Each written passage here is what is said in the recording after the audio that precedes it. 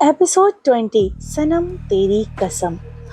तो पिछले भाग में आप सभी ने सुना कि राजेश ने राजू से रू को पार्टी से उठाकर ले गया और बेहोश होने की वजह से रू कुछ भी नहीं कर पाती। वो लड़का जिसने रू को गुफा में डूबते हुए बचाया था, वो रू की मदद करने के लिए मायरा का आह्वान कर देता है, जैसे रू की मदद के लिए भेजता है। और अब आगे सुनते हैं।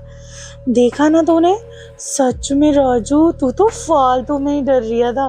फिर वो अपनी जेब से शराब की एक बोतल निकाल कर अपने मुंह में उसके ढक्कन को खोलने लगता है और खोलने के बाद उसे स्टाइल से पीते हुए कहता है, ओए यार क्या नाम है तेरे? अरे राजेश। हाँ भाई, क्या हुआ? तेरे मुंह से आवाज क्यों नहीं निकल रही है? क्या तूने इतनी पी ली है कि तू बोल भी नहीं पा रहा है? चल पीछे से कोई नहीं, कोई रिस्पॉन्स नहीं आता। तभी पीछे से राजू, क्या हुआ? कुछ बोल क्यों ना है बे? आज तो जलसा होगा, तेरी मेरी मौज है। तभी पीछे से किसी के गुर्राने की आवाज आती है। राजू कहता है, अरे तेरी आवाज अचानक जानवरों जैसी क्यों लग रही है?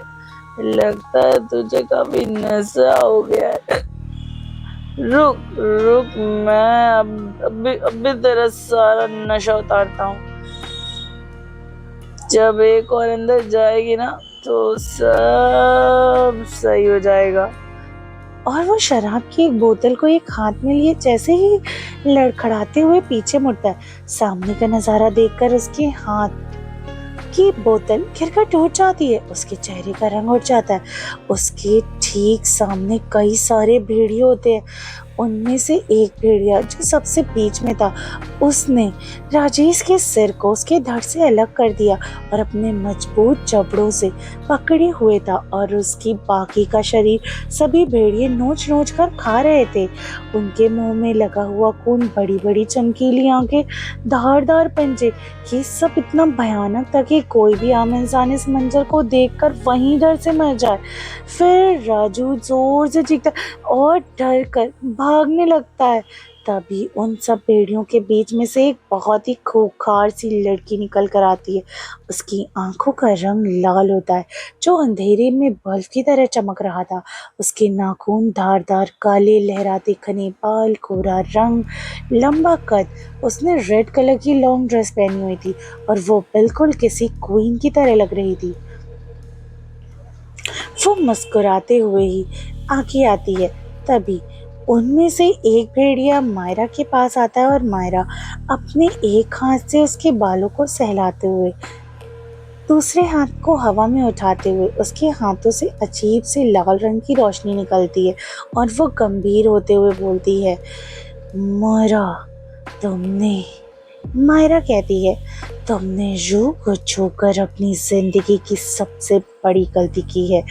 इस वक्त उसके चेहरे पर इतना गुस्सा दिखाई दे रहा था कि वो अपने हाथ से निकलती हुई रोशनी को लगातार दौड़ रहे राजू के तरफ फेंकती है और उसका सर देखते ही देखते उसके धड़ से अलग हो जाता है और उसके सर से निकला हुआ खून चारों तरफ फव्वारे की तरह बहता है। फिर मायरा अपने हाथों के इशारा करती है। सारे भेड़िया देखकर एक डेविल स्माइल करते हैं। सभी भेड़िया जमीन पर पड़े हुए राजू की शरीर के टुकड़े टुकड़े करके उसके शरीर को नोच नोच कर पागलों की तरह खाने लगते हैं। उनमें से एक भेड़िया उन दोनों के सिर को अपने दांतों पे दबाकर सीधा लाकर मायरा को दे देता है। मायरा उस भेड़िए के मुंह से उन दोनों के सिर को लेकर आंख बंद करके मन में कहती है, मायरा महाराज की जय हो, मैंने आपका काम कर दिया है और आपके पास उन दोनों के कटे हुए सर को आपके चरणों में भेज रही हूँ। माँ ने अपने जादू से उन दोनों के सर को अपने सीधे उस लड़के के पैरों में फेंक देते हैं और उन दोनों का सिर को देखकर वो लड़का एक डेविल स्माइल करके कहता है और फिर एकदम से गुस्से में कहता है, मायरा अभी के अभी मेरे सामने आओ। फिर मायरा बेहोश रू को प्यार से देखती है और कहती है, मुझे माफ कर दो, मैं तुम्हारी हिफाजत सही से नहीं कर पाई और इमोशंस को कंट्रोल करते हुए रूह को अपने जादू से सीधा उसके कमरे तक पहुंचा देती है, उसे सीधे अपने उसके कमरे तक पहुंचा देती है। मायरा जी महाराज कहते हुए जाते हुए एक बार मुंह कर उन दोनों के कटे हुए धड़ को देखती है और फिर एक भेड़िए के ऊपर चढ़ती है कि तभी वो भेड़िया भयानक आवाज में आऊ करके चिल्लाता है। उसकी गूंज पूरा जंगल हिल जाता है, उसकी गूंज पूरे फॉरेस्ट में गूंजने लगती है और मायरा वहां से पलक झपकते ही गायब हो जाती है। आखिर क्यों मांगी मायरा ने रूह से माँ की माफी, और वो लड़का अभी भी गुस्से में क्यों है? जानने के लिए हमारी ये स्टोरी में बने रहिए, जिसका नाम है सनम तेरी कसम। मिलते हैं कहानी के अगले एपिसोड में।